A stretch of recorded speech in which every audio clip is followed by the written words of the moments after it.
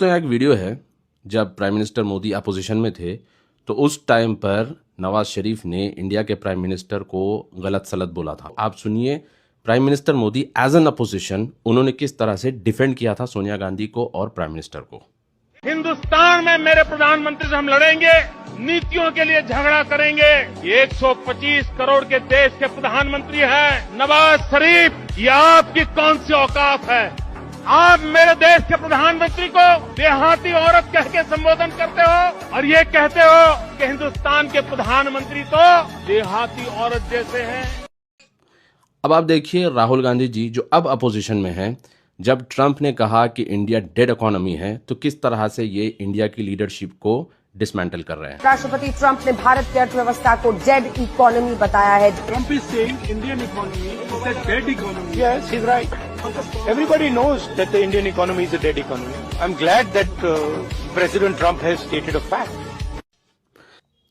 और यही बात मैं आप लोगों को बताने की कोशिश करता हूं और इनफैक्ट मैं अपने मुसलमान भाइयों से भी बार बार यही कहता हूं कि देखो प्राइम मिनिस्टर मोदी से आपको इख्तलाफ है, आप रखिए, कोई मसला नहीं है। आप डेमोक्रेसी में रह रहे हो और इंडिया एक बहुत बड़ी डेमोक्रेसी है। आप कोई अरब कंट्री या मुस्लिम कंट्री में नहीं रह रहे हो कि आपको जो है कोई ज़बरदस्ती करे या फिर आप कोई ट्वीट कर दो तो आपको 4-5 साल उठा के जेल में डाल दे। तो ऐसा तो नहीं है ना, आप मुस्लिम कंट्री में तो नहीं रह रहे हो ना, आप इंडिया में रह रहे हो। तो आप खुश नसीब हो कि आप जो है खुल के बोल सकते हो, मगर बोलने का भी एक ढंग होता है। अगर आपको अपोजिशन को देखना है तो आप शशि थरूर को देखो और असदुद्दीन अवैसी को देखो। ये लोग प्राइम मिनिस्टर के अगेंस्ट तो बोलते हैं, मगर जब मुल्क की आती है बात, ऑपरेशन सिंदूर की जब बात हुई तो असदुद्दीन अवैसी भी और शशि थरूर भी, ये लोग जो है मुल्क के साथ ठहरे।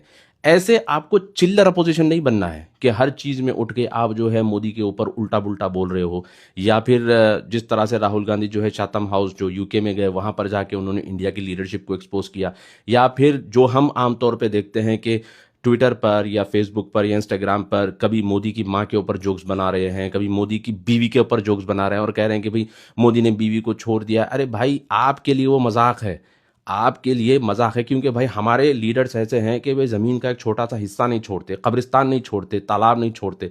तो हमारे पास ऐसा है कि हमारे लीडर्स कुछ छोड़ते नहीं हैं, मगर उनके पास, हिंदुओं के पास जो है उनके लीडर ने अपनी फैमिली को छोड़ दिया, तो उनके लिए वो बहुत बड़ा इमोशनल कनेक्शन है। तो आप इस चीज़ को समझिए, आप अपोजिशन एक एकेडमिक वे में अपोजिशन बनिए। ऐसा नहीं कि आप चिल्लर मीम्स बना रहे हैं और छोटे छोटे जो है ना आप ट्रोल्स बना रहे हैं, तो आप ट्रोलर मत बनिए, आप ट्रोलर बन के मत रहिए। यही बात मैं बार बार लोगों से कहता हूँ और आप ये चीज़ समझने की कोशिश करिए।